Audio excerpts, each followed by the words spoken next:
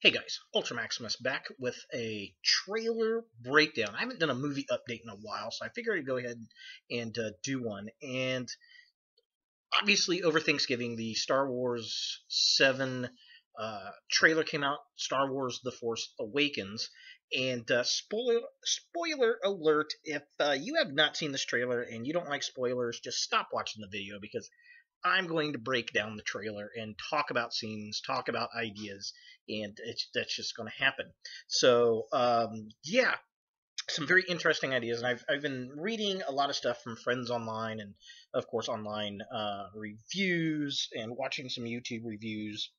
Lon Boy's post 1975. He just did a trailer um, thought video this evening, and that kind of jogged me into thinking, hey, I gotta do my breakdown video. So thanks, Dave. This is because of you. So yeah, let's go ahead and I'm gonna break down certain points of the trailer that I found interesting and want to talk about. All right. So first off, John Boyega, I think that's how his name is pronounced. He is seen in the opening sequence, which was very interesting, very surprising to see a stormtrooper. And a lot of people have mixed reactions on this. Obviously, he's black. Who cares? He's a stormtrooper. I've seen a lot of people, a lot of fanfare saying, "Well, he should be. It's not. It's racist, and it's not that they have to be white. It's because it was a white guy that was cloned, and this and that and the other." And okay, look, you're talking about a clone trooper. This is a stormtrooper, and if you go with canon, the clone troopers, or all the clones, all the battle droids, that got put into the whole realm of illegal. It got banned in the Empire because of the Clone Wars. So stormtroopers are just people. They go to the academy. They're humans. They go to the academy. They become officers. They are the backbone of the empire. And yes, the emperor is racist because he doesn't like aliens. All of the empire are human. So I really don't care that he's black. I think it's kind of interesting. I hope that we get a really good character out of him. And to be honest, I'm got a feeling that he's going to be a turncoat. He looks like he got left behind or something, which so happens to stormtroopers. And I think he's going to switch sides. Gut feeling, that's what I think. And to everybody who just goes crazy because this guy's black, didn't you ever watch Spaceballs? We ain't found shit. All right, and talking about stormtroopers, we get a shot of some stormtroopers. Looks like they're about to get dropped into a battle, and I gotta say, I am super digging the new look of the stormtrooper helmet. I think it is a great improvement. It just looks a lot more militaristic to me, and it just looks badass. I cannot wait to see the full stormtrooper battle armor in this film. I think it's going to be a lot of fun. All right, now let's talk about the X-Wings. Oh, this was a cool looking scene. The X-Wings coming in super low, skimming over the lake. Just a beautiful scene. Now, there has been some pictures of the X-Wings, and the thing is, and Dave, I'm going to call you out on this because you said, why do the X-Wings look the same 30 years later? First and foremost, Star Wars is the used universe. The speeders in the first film were 30 years old. Everything is used, old, and junky, and that's what I like about it, so it's not surprising the X-Wings don't look too dissimilar. However, I'm going to call you out here. They're not the same. First, the paint jobs are totally different, which I really dig. But if you look at this and go and compare the X-Wing to Return of the Jedi, the nose cone is much more, angular.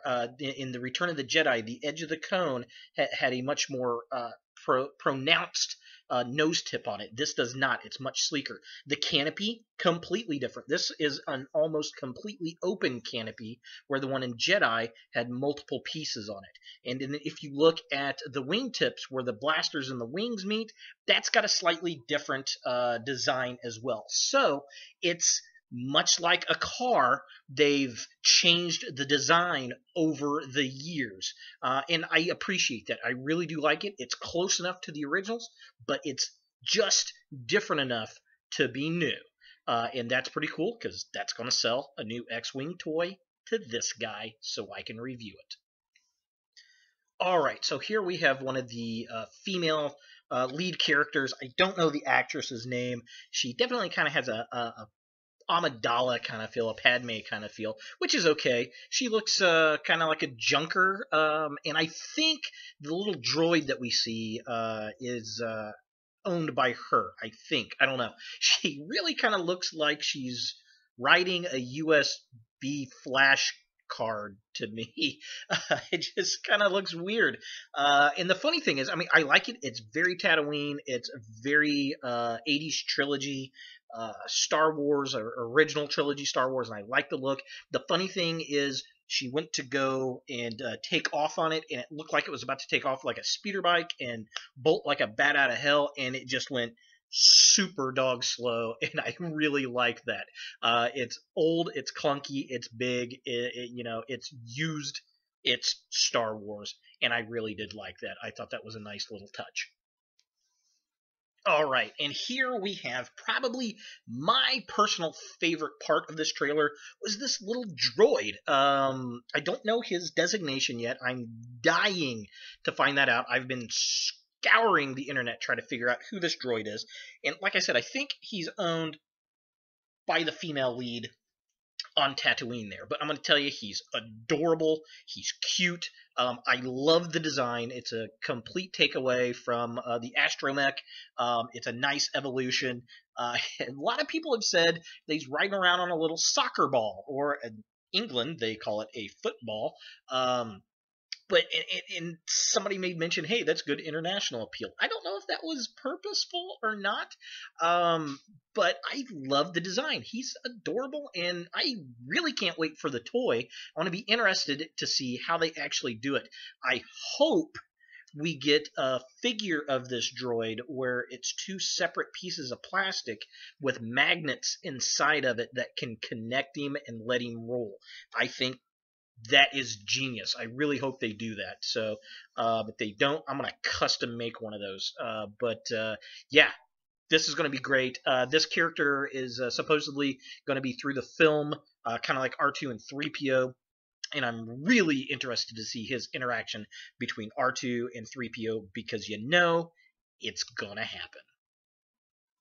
All right, and then we had probably one of the most iconic scenes when it broke away from the narration. The Star Wars main theme blared out. The Millennium Falcon made its first appearance in film since Return of the Jedi. And I'm going to tell you, that's really what made magic on this. The X-Wings were damn cool. The droid was cute. But this brought you back to your childhood, and that's damn awesome. I liked the look of the Falcon. It was clean. I loved the wind shearing that was coming off of it. It moved so fast, so smooth. It looked like the perfect video game. And then, of course, he came up on TIE Fighters. And I'm really interested to see how the TIE Fighters have changed. Looking at them as close as you can, they look very, very similar, but I'm going to bet there's some very minor adjustments, just like in the X-Wing. But damn cool stuff. This is why I'm glad Disney picked up Star Wars. And to answer Lawn Boy's post, he kind of had a question on, why did Lucas sell Star Wars? It wasn't to make the money, and it wasn't. It was he was at that point, he was ready to retire, and he wanted the franchise to continue on beyond him, just like Jim Henson did with the Muppets. And I don't have a problem with that because, while a lot of people have issues with Disney, it is an American institute of entertainment, and they really cherish, protect, and serve their brands well to their fandom, whether it's Disney, it's Pixar, it's the Muppets, the Marvel movies, great examples, and I know Star Wars is going to fit into that category as well. So I have zero issues with it. In fact, I'm hoping I'm hoping we have some Disney nods in the film somewhere. I really, really do hope we see something like that out there. Very cool stuff. Just like we had Howard the Duck at the end of Guardians of the Galaxy. I'd like to see Groot and Rocket somewhere on Tatooine. That would be amazing. Amazing stuff. And something's got to be shaped like Mickey Mouse. So, but the Falcon, absolutely awesome. Great spectacle that just made me smile, grin ear to ear. So, very cool stuff. And finally, we come to the lightsaber. So throughout the trailer, you've got this narration of this evil voice, and it's actually, as it turns out, Andy Serkis, who appears in the film, which is really cool. I don't know if he's going to be a Sith or if he's going to be another character, but he did provide the narration for the trailer, and we're not really sure who this character is. To be honest, I'm hoping it's Benedict Cumberbatch. I think he would make a fantastic Sith villain. But he ignites this lightsaber, and it looks so raw and fiery and cool, and then bink, 2 little blades pop out, and Star Wars fandom shit a brick. Some loved it, some hated it. To be honest, my first reaction was it's kind of cheesy. I would have preferred if they would have popped out and then merged into the main blade, kind of making a triangular piece. I thought that would have been a lot cooler. But I understand what they were going for after looking at things online and chatting with some people. This is supposed to be a Scottish Claymore broadsword. Sure, I can appreciate that, and that's pretty cool. And the funny thing is, Stephen Colbert, on his show, The Colbert Report, did a great skit talking about this, and he's a huge Star Wars geek. And because people started complaining how if that was supposed to be a handguard and protect you from other lightsabers, you would end up cutting your own hand off and this and that, the other. And his response to it is absolutely classic. I really advise you go looking for that clip on YouTube. Very, very funny stuff. So, yeah.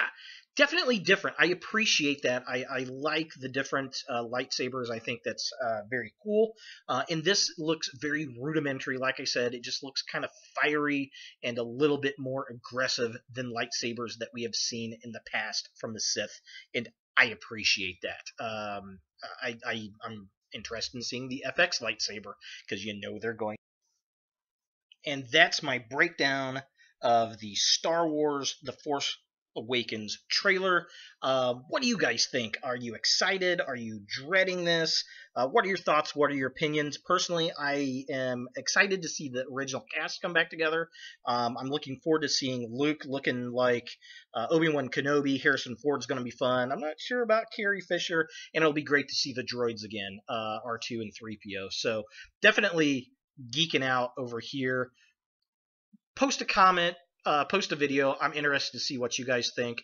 Definitely subscribe to my channel. Share my videos. I do appreciate it. And as always, look for more videos